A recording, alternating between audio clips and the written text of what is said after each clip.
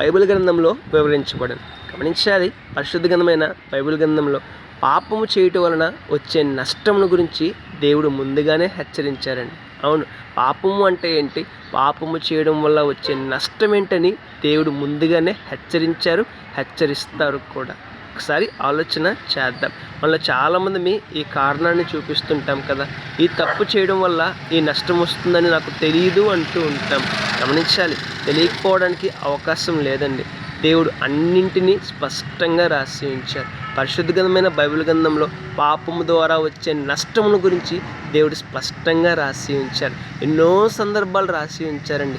పరిశుద్ధ గ్రంథమైన బైబిల్ గ్రంథంలోని ఆది కాండము మొదలుకొని ప్రకటన గ్రంథం వరకు ఎన్నో సందర్భాలు, ఎన్నో పరిస్థితులు, ఎన్నో విషయాల్లో పాపము చేయటం వలన వచ్చిన నష్టమును గురించి దేవుడు మాట్లాడారు, దేవుడు రాసి ఉంచారు.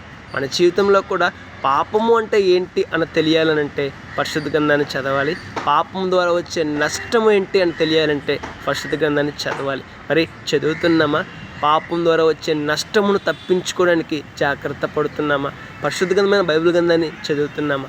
ఒకసారి ఆలోచించేద్దాం, మన జీవితాన్ని మార్చుకుందాం. పాపం విషయమై జాగ్రత్త పడుదాం, పాపంకు దూరంగా బ్రతుకుదాం. రేపటి దిన శ్రేష్టమైన ఆశీర్వాదాన్ని పొందుకుందాం. May God bless you.